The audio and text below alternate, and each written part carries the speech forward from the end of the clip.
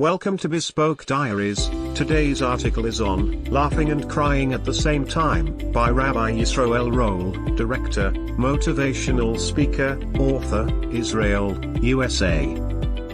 He felt such a mix of emotions that he didn't know whether to laugh or cry. So, he did both. It was cathartic. The way to look at life is to laugh with one eye and cry with the other, at the same time. Life is not all good nor is it all bad. We must constantly learn to go with the flow of the ups and downs of everyday life. However, we might feel that our mood swings are abnormal. They are not. A human being is an amalgam of feelings and emotions. We can feel happiness, fear, hope, frustration, anticipation or anxiety in rapid succession in response to the flow of daily events. It is normal to experience overlapping or conflicting emotions. That is what makes us human. There is no rule of compartmentalization of feelings. Perspective is the key. We can choose to be brought down by these events, or we can see them as a symphony with highs and lows. It is a package deal. How do we learn to maintain perspective in the midst of these ups and downs? If he has a problem with his child, for instance, reacting immediately would probably be an instinctive, impulsive and angry reaction, resulting in his screaming at the child.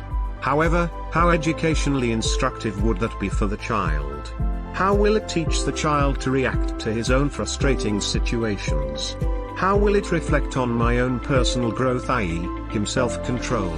The answer lies in learning the art of conflict resolution. If he slows down and responds from his chilled self, he could say to his child, "Let's talk. What happened? Did she provoke you? Were you upset or angry? You are entitled to be angry, but is not a good idea to act upon your anger.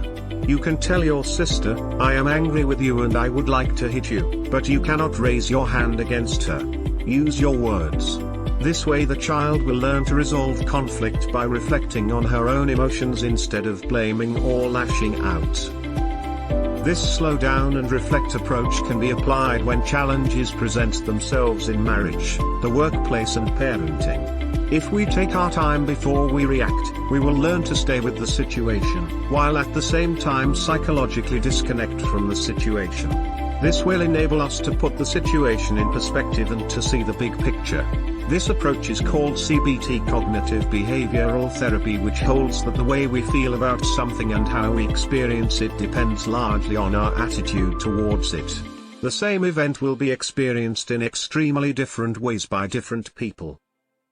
The problem, however, is that we cannot simply choose which attitude to have.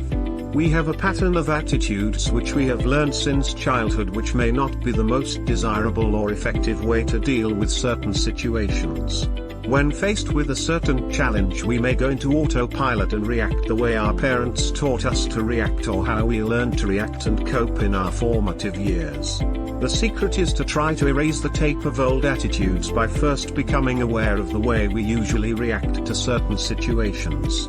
We must first observe ourselves and watch how certain events seem to push certain hot buttons in us which cause us to react in a certain way. He can watch himself react and say to himself, "Isn't it interesting that he reacts this way?" He should not try to modify his reactions just yet.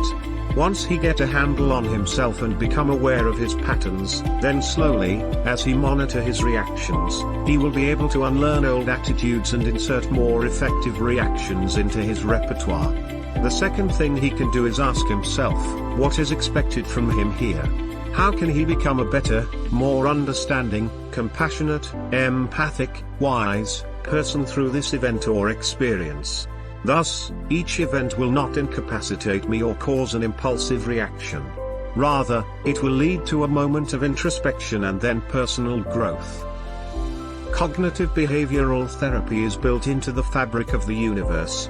When God created the world, he said, "And it was evening and it was morning, one day." Genesis 1:5.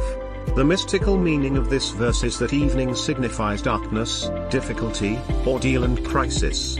Morning, with its clarifying dawn, means the ability to see clearly how to deal with, cope with or even solve a problem. The world is made up of both aspects, negatives and positives. Together they make up reality. Cognitive behavioral therapy posits that he has to learn to hang in there during the night times of his life in order to get to the morning. It is precisely to test his faith that these challenges are sent to him in the first place. The test of faith is not to lose his faith. It is easy to give up during the darkest part of the night and throw in the towel. If only he could make it to the morning. The Jewish day begins at sundown instead of dawn. God wove cognitive behavioral therapy into the universe in this way in order to integrate this idea into our souls, that life is a system of sunsets and evenings, trials and ordeals, and yet it also has its dawns and mornings, its joys and its moments of clarity. First, we must work through our nights, our challenges, and only when we have worked through these moments of darkness and confusion can we arrive at the clarity that comes with personal growth. On a personal level, the secret is to step back from a crisis and look at the big picture, which is made up of evening and morning, of difficulty and clarity. In this way he can learn to accept the ordeal and learn to deal with it, rather than fight it. If he can gain this perspective on the total or whole experience, then he will have mastered the technique of laughing with one eye and crying with the other eye, at the same time. Since reality is made up of highs and lows, then it would make sense that he learn to deal with this duality simultaneously with a smile and a sigh. Doesn't it often happen that during a good cry a friend's comforting comment will cause him to smile in the midst of his tears? He can find himself laughing and crying at the same time. This is a good model to apply when he faces his next challenge. This means that life is composed of hybrid emotions and feelings. Happy and sad, trying and cathartic, painful and joyous, and these conflicting emotions can be felt by each of us, simultaneously. We can learn to travel our life's journey while carrying within us heavy baggage of painful moments and difficult challenges. The deeper soul understanding of laughing and crying simultaneously is that the crying is the laughing. Crying as a result of a painful challenge is an indication to him that the issue he is now facing is one of his key life purpose issues. If he then delve into his soul and try to figure out what God wants him to learn from this ordeal, then he can extract a measure of personal growth and character development from the difficult situation.